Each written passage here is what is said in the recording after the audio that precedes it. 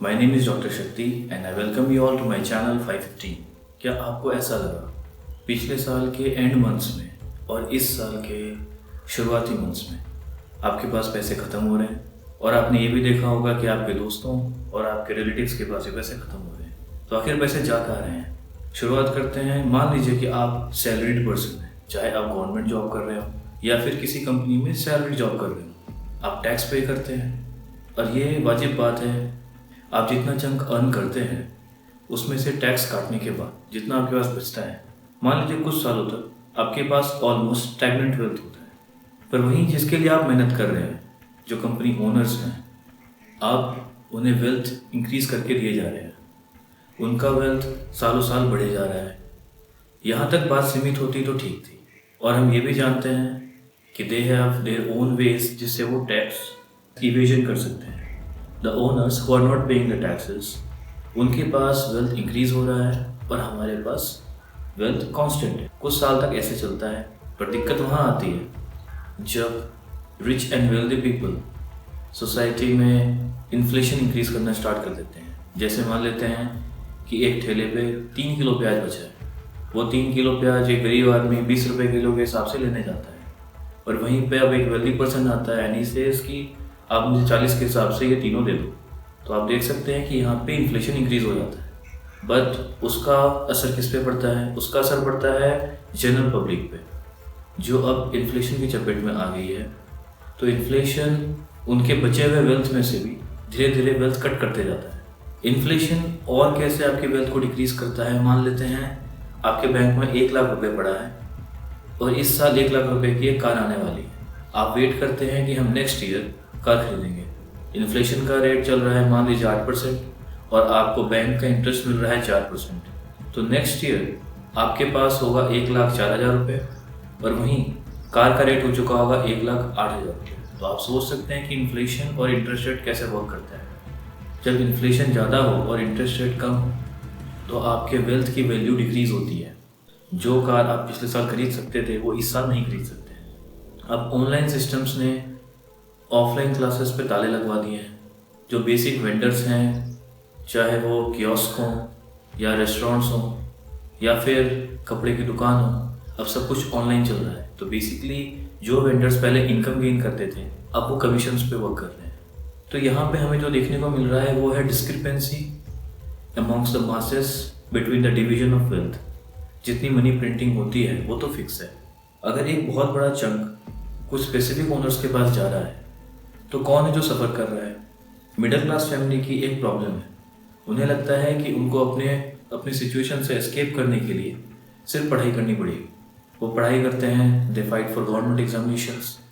UPSC की तैयारी हो रही है, 10-10 लाख बच्चे हर साल एग्जामिनेशन देते हैं और हम भी जानते हैं उस पर सिलेक्शन सिर्फ 0.1% का होता है। अगर आप सिलेक्शन ले भी लेते हैं तो आपकी सैलरी, आपकी स्केल क्या होती है? 50,000 to 1 लाख रुपीज़। तो आप देख रहे हैं कि हम इस सैलरी के लिए मेजर पॉपुलेशन फाइट कर रही है।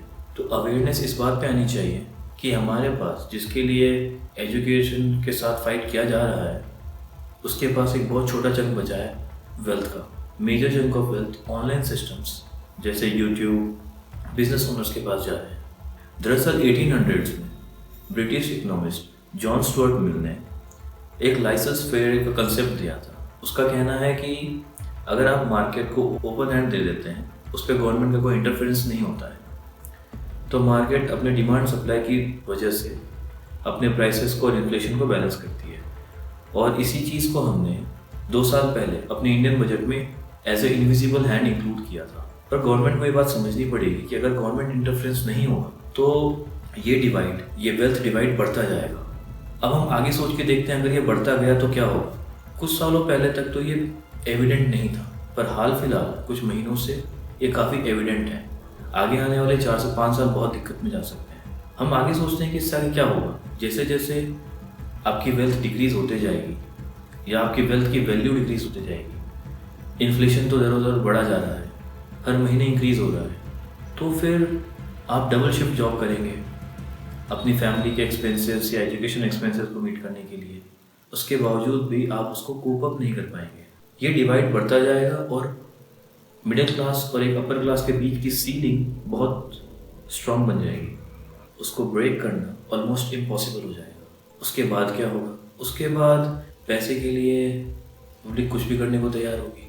बैंक रॉबरीज, क्राइम्स, स्मगलिंग, ये बहुत कॉमन हो जाएगा। बिकॉज अपनी सिचुएशन से एस्केप करने के लिए यही एक रास्ता बचेगा। शायद आप पहचान रहे होंगे, जैसे bank heist, Italian job, the bank job, Ocean's 11, आपने सारी मूवीज देखी हैं। ये सारी मूवीज बैंक रॉबरी पे बेस्ड है। ये ज़्यादातर कहाँ चल रहा है? यूएस और यूरोप के सिस्टम में ये ऑलमोस्ट आ चुका है। वहाँ पे इन मूवीज़ की डिमांड है because that is the fantasy that people have. और हमारा इंडिया इस चीज़ से ज़्यादा दूर नहीं है। उसके बाद क्या होगा? उसके बाद क्राइम्स इतने बढ़ जाएंगे कि पुलिस के पास और गवर्नमेंट के पास इतने प्रिजन्स नहीं होंगे कि वो इन सबको संभाल पाए। और एक वक्त ऐसा आएगा जब वो अपने हाथ खड़े कर देंगे कि अब सिचुएशन हमारे हाथ से बाहर है। उसका सोल्यूशन क्या है? इसका सोल्यूशन है government needs to step in. जरूरी है कि वो इंटरफेयर करे।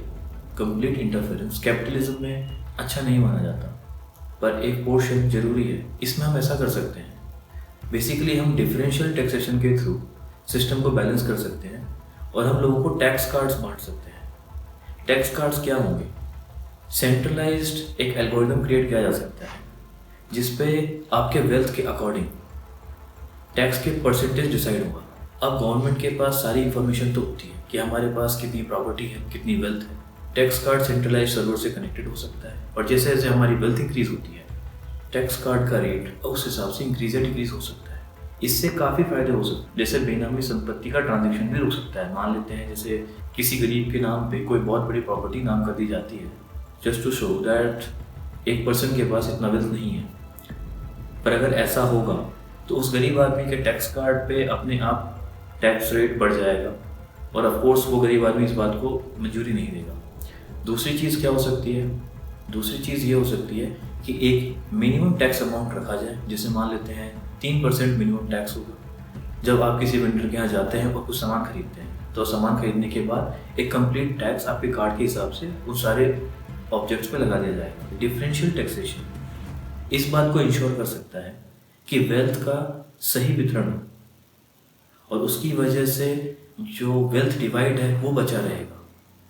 और अगर हम इस बात पे गौर नहीं करेंगे, आगे आने वाले वक्त में जो होने वाला है उसकी जिम्मेदारी कौन लेगा?